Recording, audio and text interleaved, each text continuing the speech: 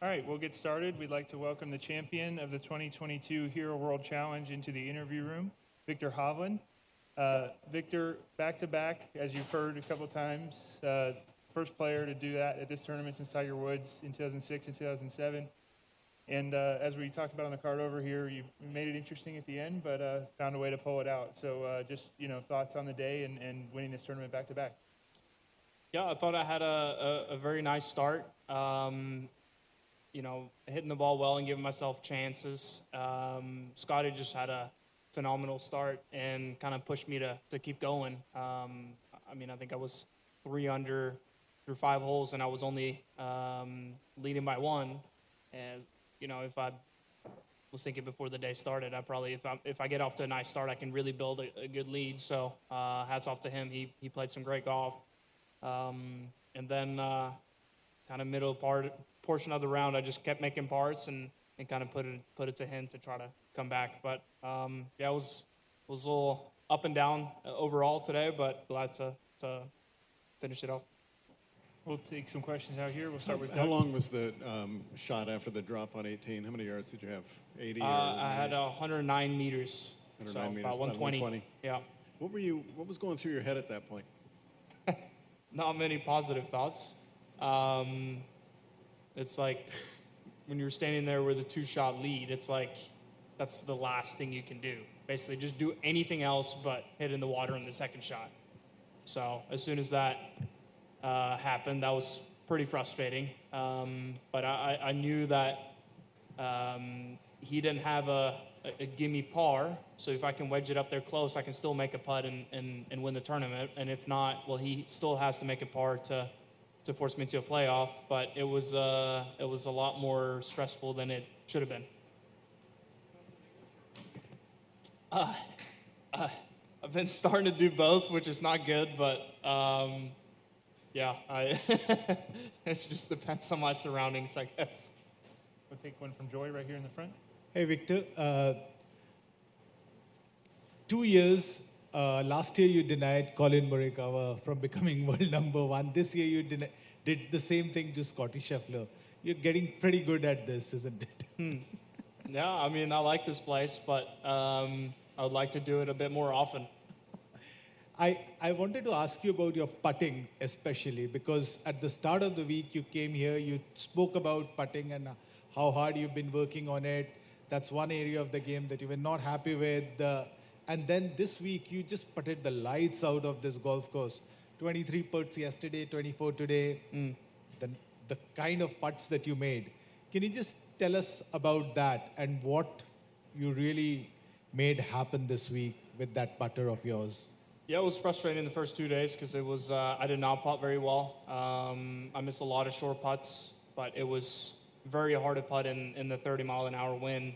The greens are really fast and they're pretty grainy, so it's you have to hit those putts very softly, and there's so much that can happen with the wind. The last 2 days, it's been still windy but fairly calm, and I was just able to rely on my feet a lot more. And as soon as you see a couple putts go in, it's just easy to get confidence from that. The difference from just like feeling like you're going to make every putt, and the first couple of days it was more like, oh, I could still miss this putt, even if it's 2.5 feet, just because of the wind. It just makes you feel so uncomfortable. So trying to just switch the mindset a little bit.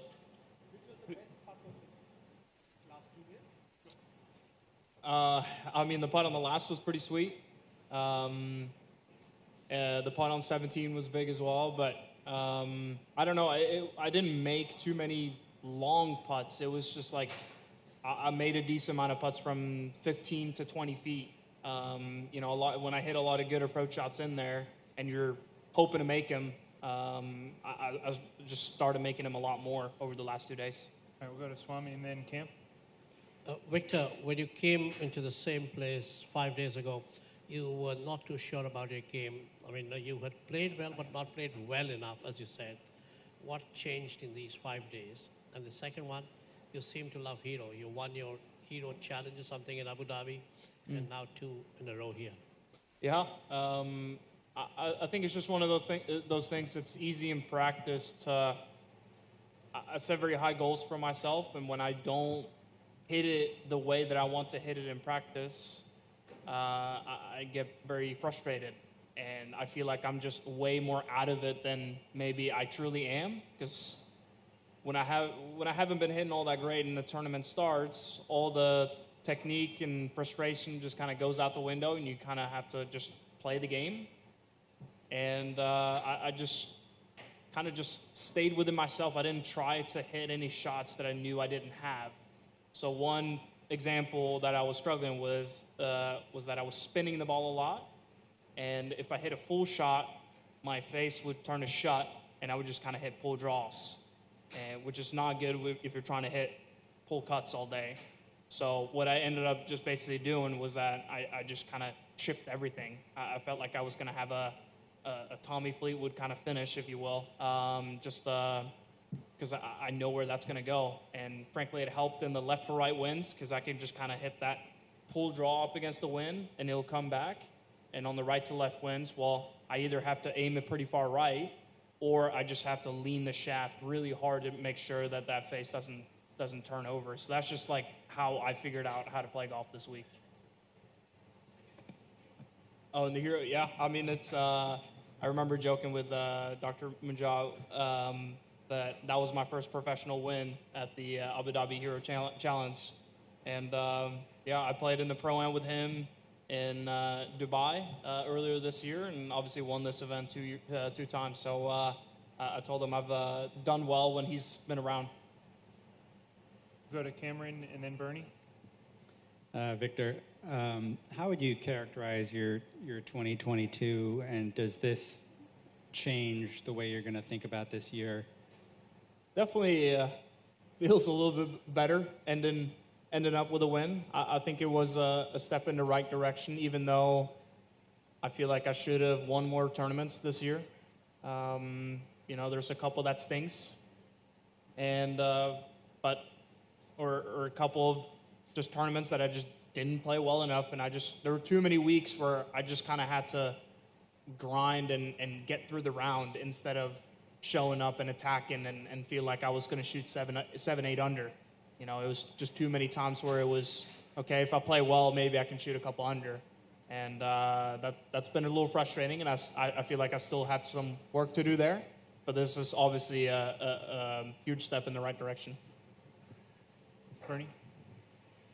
Victor, congratulations and well done. Listen, it's been a great start to the European Ryder Cup qualifying process. Shane winning, yourself winning, John Rahm winning in Dubai. How do you think, how important is that going into the new season next year? And how delighted do you think Luke Donald would be? Yeah, I think it's obviously it's a year until the Ryder Cup, but if the whole team keeps playing well and getting a lot of momentum going into the week, I think that's great. The American players last year certainly had an amazing year, and they kind of knew going into the tournament that they were the favorites. So I think we have a chance to kind of push it the other direction. The more Europeans that win, I think we can maybe change that narrative a little bit to next year. But it's just it's cool to see fellow Europeans do well. Go to Dave and then Martin. Yeah, Victor, you just said a little bit ago it was a lot more stressful than I thought it would be, but you seem to handle stress well. I mean, when you get in these situations, it doesn't seem like you're necessarily looking stressful. How do you handle it, and what's the mindset? Yeah, I've been in this situation a little bit more than when I first came out on tour. So I think the more you put yourself in that situation, you're going to handle it better. And I think just kind of throughout my childhood, not to say I've had a very good upbringing, but it's whether it's taking the bus to school with a golf bag and my books and gym clothes, and it's packed on the bus. I got to stand there for an hour to school and then back home and then to practice. And I think those little things just makes you a little bit tougher. Growing up in Norway, it's not necessarily great for golf. I think you have to just make do with what you have And I think those things just builds character a little bit and makes you handle stress a little bit better than, if you just had everything on a silver platter. Martin, up here in the front. Victor, what do you feel you've learned most about yourself in the past 12 months that pleases you? I don't know. I don't really think like that. I just kind of, I go throughout the day and just think, have I had a good day? Have I done everything that I needed to do today to get to where I want to be tomorrow or next year or 5 years down the line? And I think as long as I do the things that I need to do, I think that makes me go to bed content, and I think the results are going to come from that. And if they don't, well, then I have to reevaluate and reassess. And just because I haven't gotten better, or maybe I've worked on some bad things, I kind of look at it as a learning experience, and I just try to get a little bit better every day, as cliche as that sounds. One more from me, the new Hero Cup next month, obviously schedule-wise didn't sort of fit with you, but do you see that being an important part of Europe's preparation for Rome? Yeah, I think so. Not quite the same thing, obviously, but growing up in junior golf in Europe, we would always have the European boys team championships and all these match play tournaments, where you have to play with a teammate. And then when I came to college, I didn't really do that all that much. And especially in pro golf, you don't really play all that team and match play tournaments. So I think that's just a unique opportunity to just have all the guys play match play and team up. I think it's great. Go to Rick and then Doug. Victor, I know you said you weren't all that happy with your putting the first 2 days, had a lot to do with wind, but when you look at statistically how much you've improved really over the last year, you talked about it earlier in the week, how rewarding is that to get the payout, I guess? So how rewarding? Yeah, to get the payout. Yeah, I mean, it was a little bit of to kind of summarize, when I first came out, I feel like my ball striking, the quality of the ball striking wasn't as good, but I hit it super, super straight, and it felt like I could shoot 2 to 3 under every single day without really making putts. And that was nice in one way, but as soon as I was a little bit off, I would shoot over par. Whereas this year, it's kind of been a little bit of the opposite, where my ball striking's been off, and I've been putting really well just to shoot a couple under par. So that's almost more frustrating, but at the same time, it kind of takes some pressure off your back where, okay, I don't have to stripe it to shoot under par. I can actually rely on my putting to hang in there. And over 72 holes, you're not going to hit great shots all the time. I had plenty of terrible shots today, but it's making those key putts and kind of keeping yourself in it. And that's been a reason why I've been able to be in contention without really hitting it all that well this year. Got time for 3 more. Doug? A couple things, Victor. Which was more fun, coming from six back or doing this? I think coming from behind is more fun because you're more attack mode, you're more relaxed. To be honest, this was kind of a stressful week, just being in contention from the get-go, and even having a 5-shot lead at the turn with 9 holes to play. I mean, it's 5 shots. It's hard to mess that up, but you see how close it can get on the final hole. So you just always have to hit the next shot. You can't relax, and as soon as you do, boom, that's a bogey, and suddenly Scottie makes a birdie, and he's right back there. So it's it takes a lot out of you, and I'm pretty tired. Secondly, I know this felt like a long time ago, but the 6th hole was very interesting in terms of where you put it off the tee, him chipping in, and that putt you made was pretty big. I wonder if you could just kind of go through that. Yeah, it was hit a terrible tee shot left, right behind the bush. So I basically just have to lay up with a pitching wedge, and I'm way back there, hit an 8-iron from the rough to kind of a nasty short left pin with a wind off the left. So I hit a great shot to just kind of 12, 15 feet right of the hole. Did kind of what I was supposed to do, but then Scottie chips in, and that changes things. But I remember just kind of getting a flashback to playing with Rory in the last group at the Open, where he made the bunker shot on number 10, and I still had a putt for birdie from probably 15 feet, and I was able to make that putt on top of his eagle. I think I still had the lead at that time, so it just kind of, instead of in the moment thinking, man, that was a sick shot, he just made eagle, and he's creeping up from behind, but at the same time, it's like, okay, this is a putt, I can make this putt, every shot matters, just kind of refocus, and yeah, it's nice when you can kind of make those putts on top. All right, Tia, and then our final question from Ewan.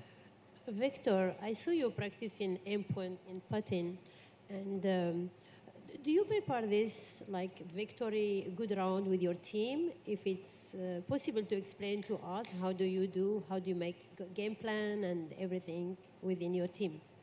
Yeah, so when I first started working with my coach, Jeff Smith, he came to Carson Creek where I practice, and we just went out and played a few holes, and he just watched me putt a couple out on the course, and I would misread 15-footers by probably 2 feet, and I would hit good putts. My reading abilities was just really, really bad, and that was at a golf course that I play at every single day I'm home, so I should know the greens.